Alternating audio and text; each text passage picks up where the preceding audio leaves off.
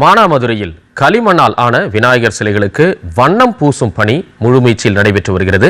இது குறித்த ஒரு செய்தி தொகுப்பை தற்போது பார்க்கலாம். சிவகங்கை மாவட்டம் மானாமதுரை பகுதியில் தயாரிக்கப்படும் மட்பாண்டங்கள் உலக அளவில் புகழ் பெற்றவை. இங்கு தயாரிக்கப்படும் பொருட்கள் தமிழ்நாடு முழுவதும் மட்டுமல்லாமல் வெளிநாடுகளுக்கும் ஏற்றுமதி செய்யப்பட்டு வருகிறது. 300க்கும் மேற்பட்ட குடும்பங்கள் இந்த மட்பாண்ட தொழிலில் ஈடுபட்டு தமிழ்நாடு மட்பாண்ட கூட்டுறவு சங்கம் மூலம் விற்பனை செய்து வருமானம் ஈட்டி வருகின்றனர். இந்த நிலையில் எதிர்வரும் செப்டம்பர் மாதம் 14ஆம் தேதி விநாயகர் சதுர்த்தி நாடு முழுவதும் கொண்டாடப்படும் நிலையில் மானாமதுரையில் களிமண்ணால் ஆன 1 அடி முதல் 15 அடி உயரம் கொண்ட விநாயகர் சிலைகள் தயாரிக்கப்பட்டு வருகிறது. இங்கு தயாரிக்கப்படும் விநாயகர் சிலைகள் சிவகங்கை மட்டுமின்றி மதுரை, ராமநாதபுரம், விருதுநகர், புதுக்கோட்டை உள்ளிட்ட மாவட்டங்களுக்கு அனுப்பி வைக்கப்படுகிறது.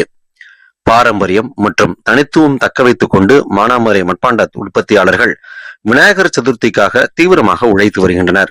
இது குறித்து மானாமதுரை மட்பாண்ட தொழிலாளி பாண்டியன் கூறுகையில், இந்த சீசன் ஏத்தாப்புல இந்த மண்பானை பொருட்கள் தயார் பண்ணுவோம்.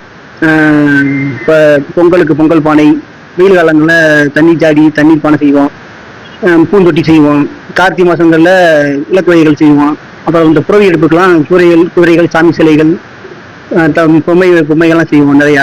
செப்டம்பர் மாதம் 14ஆம் தேதி இந்த விநாயகர் சதுர்த்திகளை முன்னிட்டு இந்த விநாயகர் சிலைகள் ஒரு 2 மாத காலங்களுக்கு முன்பாக நாங்கள் அந்த மண்ணெலாம் சேகரித்து எல்லாம் ரெடி பண்ணி இந்த சிலையை செஞ்சுக்கிட்டு இருக்கோம்.